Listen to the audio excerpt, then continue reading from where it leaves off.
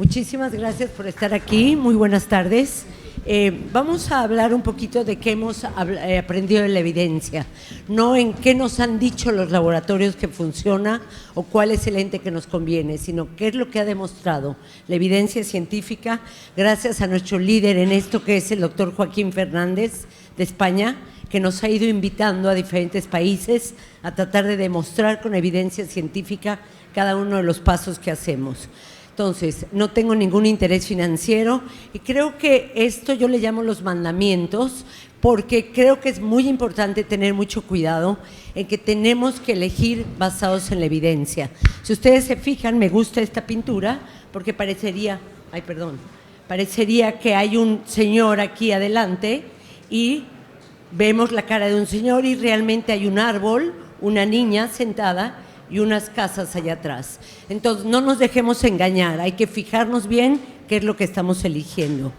Como podrán saber, en la actualidad, esta es una tabla cortesía de Joaquín Fernández, que esta la actualizó él en junio de 21, y para el que quiera ya existe la actualizada de mayo de 22. Y tenemos toda esta lista de lentes que tenemos que saber.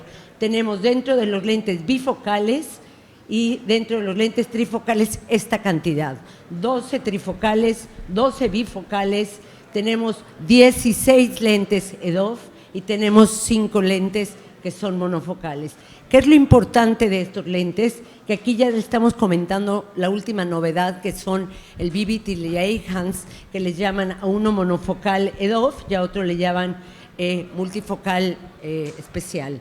Entonces, eso es lo más importante, conocer cada tipo de lente. La superficie ocular, aunque estamos cansados de oír de ella, creo que cada vez que hacemos mejor cirugía nos percatamos de la importancia que tiene. ¿Por qué? Es una piedra angular, ya que este ojo seco nos va a afectar no solo las aberraciones ópticas, sino también para que el lente sea exacto cuando nosotros hacemos el cálculo. Acuérdense que identificar a los pacientes que tienen ojo seco no es una tragedia, simplemente hay que tratarlos primero y operarlos después. Esto es algo muy interesante. Si ustedes revisan la literatura, se ha visto que existe entre el 3 y 33% de los pacientes que llegan a operarse de catarata tienen una disfunción de glándulas de ojo seco. Entonces, ¿qué es lo que pasa? Que si nosotros los operamos antes de corregir la superficie corneal, va a ser un paciente que no va a estar satisfecho. Importantísimo en un lente multifocal o trifocal, corregir el astigmatismo. Yo creo que todo aquel astigmatismo que va más allá de una dioptría o 0.75 de dioptrías tiene que ser corregido, porque el cilindro es el que más te lo va a cobrar cuando tú implantas un lente multifocal o trifocal y no lo corriges. Este estudio me parece muy interesante, aunque ya tiene unos años, en que compararon la satisfacción de los pacientes agregando diferentes cantidades de cilindro, y lo que pueden ver es que en verde está la satisfacción alta cuando los pacientes tenían un astigmatismo residual muy pequeñito, de 0,25 a 0,50, fue moderada cuando era 0,75 y pésima satisfacción del paciente cuando el astigmatismo iba después de 1,25, 1,50 en el postquirúrgico, después de haber sido operados. Entonces, no se olviden, astigmatismo importantísimo, ya sea que pongan un lente tórico, trifocal, o que lo corrijan por alguna otra manera. El tamaño de la pupila, este estudio me gusta a mí mucho porque es un estudio hecho por Joaquín Fernández también, en que él midió, por un lado, la MTF visual, hizo 2 estudios. Uno es la curva de desenfoque de agudeza visual y por otro lado midió la sensibilidad al contraste. ¿Y qué es lo que hizo? Agarró pacientes con 4 tamaños de pupilas que iban desde 2.5, 3, 3, 5 y 4, y estos son los resultados finales de Joaquín. Quiere decir que el mejor desempeño que tuvieron los trifocales fue cuando las pupilas eran entre 2.5 y 3. Es decir, si yo tengo un paciente con una pupila de 5, chicos, no pierdan el tiempo, no le pongan un trifocal o un multifocal, porque va a ser un paciente que no va a estar satisfecho.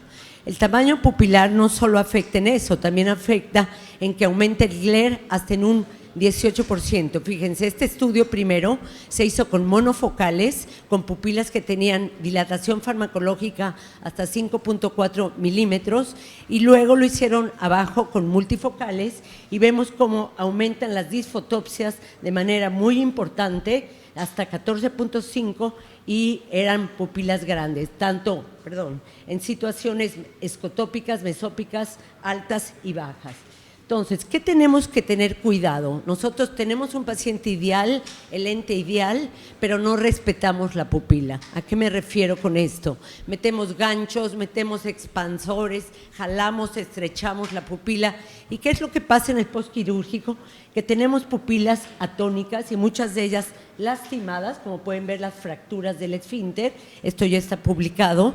Y entonces, si nosotros no dejamos una pupila funcional, muy importante, recuerden que la pupila es un órgano que se tiene que estar moviendo. Entonces, muy importante dejar una pupila funcional para el postoperatorio, porque si no, los pacientes no van a estar satisfechos, van a tener pupilas atónicas.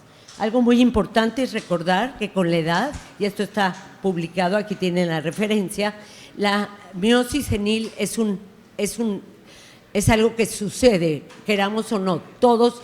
Conforme vayamos envejeciendo, la pupila se nos va a volver más miótica, muy poco a poco, pero se ha visto que si ustedes toman una población de pacientes mayores de edad, todos van a tener hasta 1 milímetro o más de disminución del tamaño pupilar, así como la velocidad de movimiento de la pupila.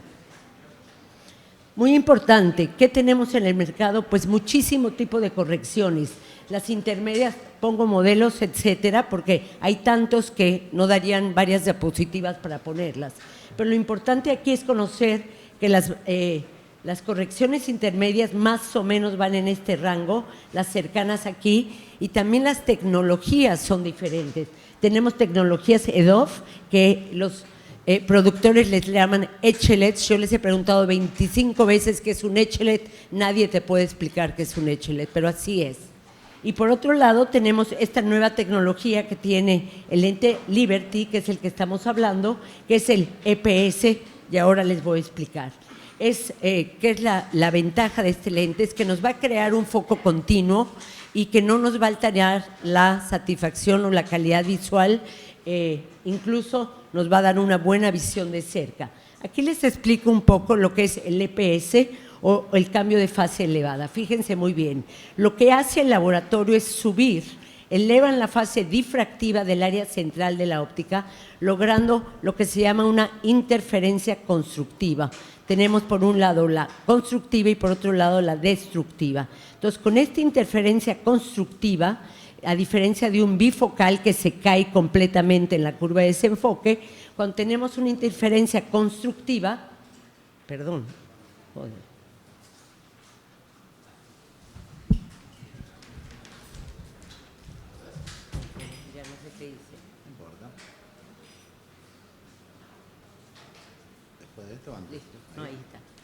Cuando tenemos una interferencia constructiva, lo que estamos logrando es lograr una mejor visión intermedia, manteniendo un buen desempeño de lejos y de cerca. Y aquí está la curva de desenfoque, ¿de acuerdo? Y por otro lado tenemos una muy buena sensibilidad al contraste. Muy importante, el número AVI. Yo creo que casi nadie le dábamos importancia. ¿Qué es el número AVI? Bueno, en óptica surge este número cuando lo comparan entre el índice de refracción y la diferencia de longitud de la onda, y se dan cuenta que los materiales de los que están hechos los lentes, los que tienen menor dispersión, van a tener un mayor número AVI. Pues resulta que este número AVI es importantísimo en el lente que ustedes van a implantar. ¿Por qué? Porque el número AVI va directamente proporcional a la calidad del lente que ustedes están implantando. Y aquí les pongo un ejemplo. Esta es una lista de diferentes lentes donde vemos números AVI de diferentes números. Aquí tenemos 37, 55, 42. Sin embargo, fíjense en estos números AVI, todos van arriba de 58. Entonces, ¿qué es lo que tenemos? Que un número AVI de 58, como es el que tiene este lente, está directamente correlacionada con la aberración cromática. Va a disminuir la aberración cromática y por lo tanto la calidad visual y la sensibilidad del contraste va a mejorar. Entonces, esto ya quedó claro, el número AVI. Para terminar, descentramiento, algo muy importante. Se decía que estos lentes no podían tolerar el descentramiento. ¿Y qué pasa? Se ha visto que algún tipo de modelos aguantan hasta la mitad de lo que mida el centro óptico del lente. Aquí tenemos un ejemplo. Perdón, ahora sí yo no estoy apuntando, no sé si lo están corriendo allá.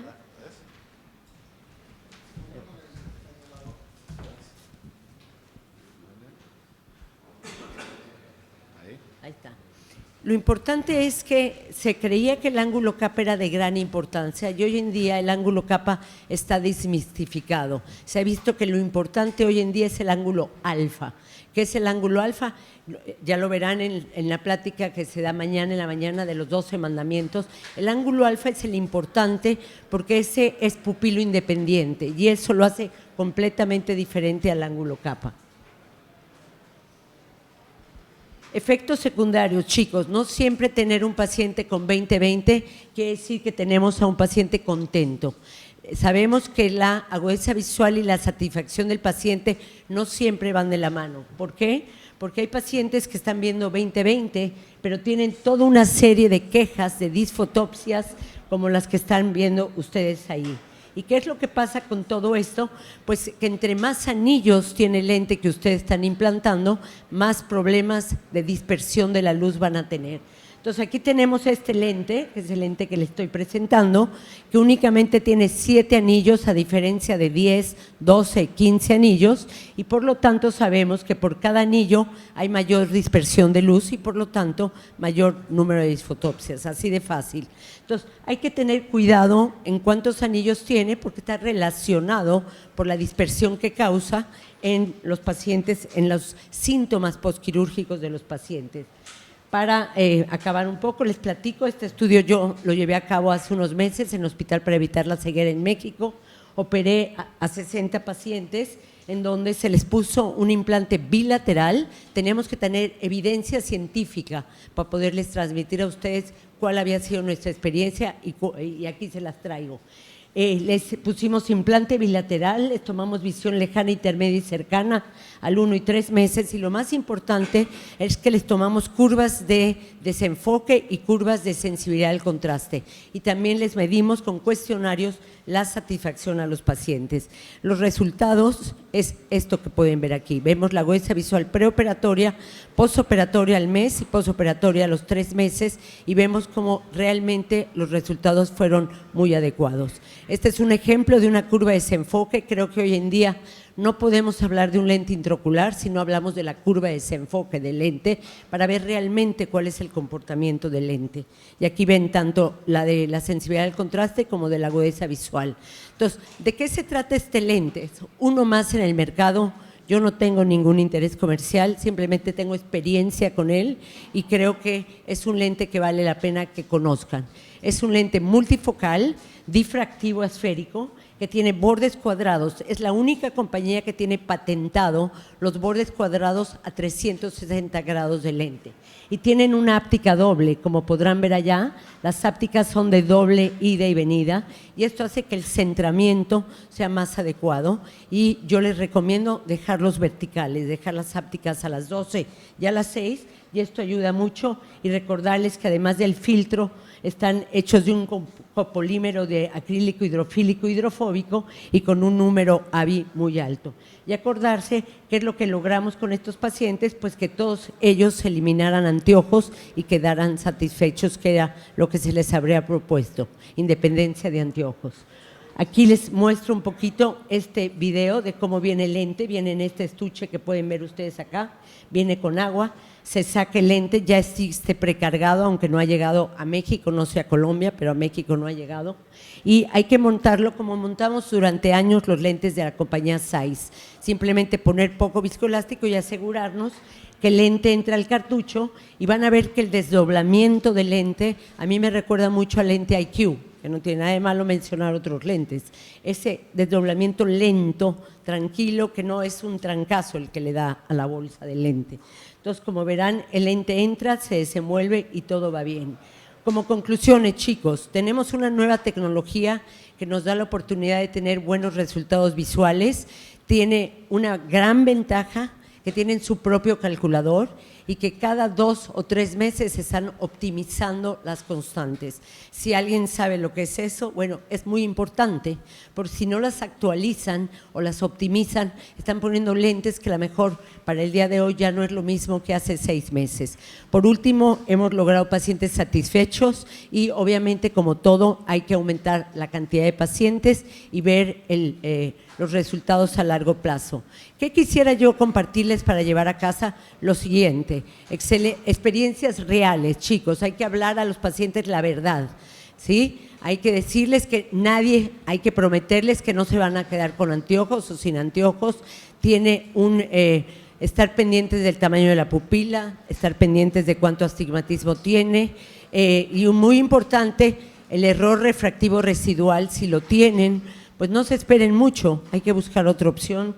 Juan Guillermo ya les hablará de otra opción que hay y obviamente fíjense en el costo, que aunque no se debe hablar de eso, yo creo que vale la pena. Estamos en Latinoamérica, en unos países que no estamos muy bien política y económicamente, y es un lente pues que vale la mitad que el resto de la competencia. Por último, les comparto, esto ya no se los voy a decir, esta publicación la acabamos de hacer nosotros en febrero del 2022, en el Journal of Clinical Medicine, donde ya incluso al lente le medimos aberraciones y le medimos ángulo alfa y ángulo kappa. El que lo quiera ver está a su disposición en la literatura y las conclusiones de esto rápidamente fue que el ángulo kappa no es una herramienta útil para seleccionar un lente multifocal. El ángulo alfa sí tiene mucho mayor impacto en la agudeza visual y en las aberraciones y que obviamente hay que seguir aumentando los números. Bueno, pues muchísimas gracias por su atención y es un placer.